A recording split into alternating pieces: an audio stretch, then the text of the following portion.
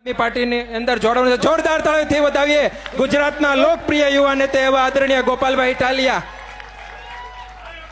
કનુભાઈ બેસી જાઓ, અહીંયા પાછળ છે ને બધા બેસી જાઓ. કનુભાઈ બોળિયાને વિનંતી કરીશ કે જલ્દીથી આવે અને ગોપાલભાઈના હસ્તે આમ આદમી પાર્ટીની અંદર જોડાય. સાથે આમ આદમી પાર્ટી ગુજરાત પ્રદેશ સંગઠન મંત્રી એવા રામભાઈ ધડુકને વિનંતી કરીશ કે ગોપાલભાઈની સાથે જોડાશે. સાથે ગુજરાત પ્રદેશ મહામંત્રી એવા રાકેશભાઈ ઇરપરાને વિનંતી કરીશ કે એ પણ જોડાશે.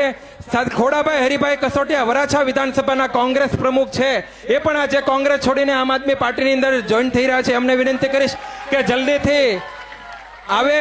સાથે રમેશભાઈ જોતાભાઈ ભરવાડ એ પણ આમ આદમી પાર્ટીમાં જોડે. સાથે એમની આ સમગ્ર ટીમ એમને વિનંતી કરી જલ્દીથી આવી ગોપાલભાઈને આપણે સાંભળવાના છે, વધારે સમય નહીં લેતા. વોર્ડ નંબર 12 માંથી મનનભાઈ અજયભાઈ પટેલ, ચેતનભાઈ પટેલ, ડોલરભાઈ ચકલાસિયા.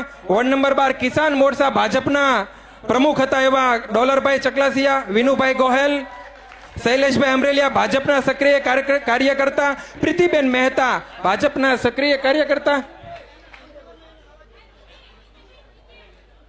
ધર્મેશભાઈ ભંડેરીને વિનંતી કરીશ, સુરત શહેર પ્રમુખ એવા ધર્મેશભાઈ ભંડેરીને વિનંતી કરીશ કે સાથે જોડાશે.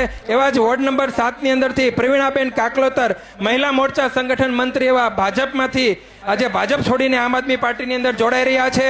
કલાભાઈ કાકડિયા કોંગ્રેસના સક્રિય કાર્યકર્તા છે, એ પણ આજે કોંગ્રેસ છોડી આમ આદમી પાર્ટીની અંદર જોડાઈ રહ્યા છે. હમીરભાઈ કરંજ વિધાનસભામાંથી કોંગ્રેસના મહામંત્રી એવા હમીરભાઈ ખોડાભાઈ એ પણ આજે કોંગ્રેસ છોડીને આમ આદમી પાર્ટીની અંદર જોડાઈ રહ્યા છે. વોર્ડ નંબર 2 માંથી સુમનબેન અરવિંદભાઈ વાણંદ કોંગ્રેસના સક્રિય કાર્યકર્તા, એ પણ આજે કોંગ્રેસ છોડી આમ આદમી પાર્ટીની અંદર જોડાઈ રહ્યા છે. દયાબેન વનરાજભાઈ સગર ભાજપના સક્રિય કાર્યકર્તા, એ પણ આજે ભાજપ છોડી આમ આદમી પાર્ટીની અંદર જોડાઈ રહ્યા છે. ખોડાભાઈ ખતાણા ભાજપ છોડી આજે આમ આદમી પાર્ટીની અંદર જોડાઈ રહ્યા છે.